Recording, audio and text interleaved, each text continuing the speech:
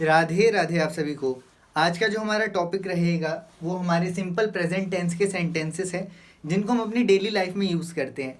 तो बच्चों को इसमें प्रॉब्लम आती है और वो प्रॉब्लम मैं इजीली सॉल्व करूंगा। आपको बेसिक समझना है कि ये सेंटेंस कैसे बनते हैं। ये सेंटेंस ऐसे बनते हैं कि हम बात इसमें करते हैं प्रेजेंट की, जो वर्तमान में चल रहा है, और ये सिंपल प्रेजेंट टेंस के सेंटेंस होते हैं। एग्जाम्पल के तौर पे जैसे हम माने मैं खाना खाता हूँ, वह खेलने जाता है, धरती घूमती है, सूर्य उगता है। तो इसमें सेंटेंस लास्ट में है से बनते हैं और वो एक कंटिन्यू हैबिट होती है जो डेली हो रहा है, उनमें सेंटेंसेस रहते हैं। मतलब वो काम डेली हो रहा है। जैसे राम खाना खाता है, तो राम पर्टिकुलरली खाना खाता है तो डेली ही खाता होगा। शाम नहाता है, तो शाम नहाता है मतलब वो डेली नहाता है। गायत्री नाचती है तो गायत्री डांस करती है। तो ये सेंटेंसेस जो हैं है में बनते हैं और डेली हैबिट के तौर पे यूज़ किए जाते हैं। अब बेसिक इनका रूल क्या होता है, जो सिंगुलर होते हैं उनके साथ एस ई एस हम वर्ब के साथ लगाते हैं, जो प्लूरल होते हैं उनके साथ सेम वर्ब रखते हैं। अब कैसे इसको समझना पड़ेगा। He dash to play football. अब यहाँ लिखा है he dash to play football, मतलब he like to play football, उसे फुटबॉल खेलना पसंद है। तो हम इसमें एस ई एस लगाएंगे या नहीं लगाएंगे हमें देखना है। यहाँ पे क्या है दोस्तों, ही। तो ही मतलब वह फुटबॉल खेलना पसंद करता है। तो यहाँ पे हमारा सिंगुलर के साथ क्या रूल था कि हम एस ई एस लगाएंगे। तो यहाँ पे हम क्या लिखेंगे, he likes to play football, कि उसे फुटबॉल खेलना पसंद है। सिंगुलर था तो साथ में एस लगा, वर्ब के साथ एस। अगला सेंटेंस देखिए, राम डैश वेरी वेल। अब राम डांस वेरी वेल में हम डांसेस लगाएंगे या इसको डांस ही रखेंगे, ये डिपेंड करता है सेंटेंस पे कि सेंटेंस सिंगुलर है या प्लूरल। राम की बात हो रही है, राम एक पर्सन है, तो हम इसमें क्या लगाएंगे, डांसेस।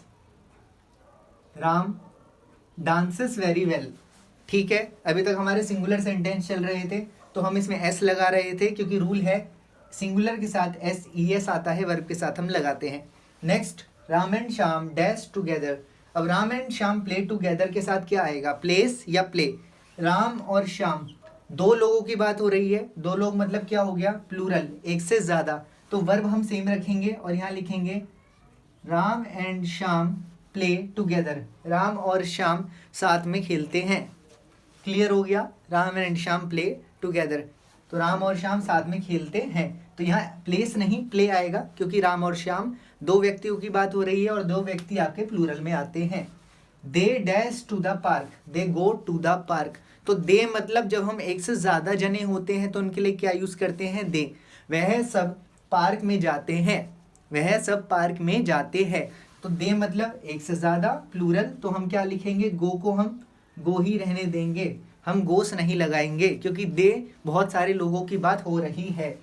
अगला सेंटेंस, आई डैश फूड। अब थोड़ा आपको समझना है, आई और यू, आई और यू भले ही एक पर्सन के लिए यूज़ हो रहे हैं, आई मेरे लिए यूज़ होगा मैं, और यू तुम्हारे लिए, लेकिन इनको हम सिंगुलर नहीं मानते।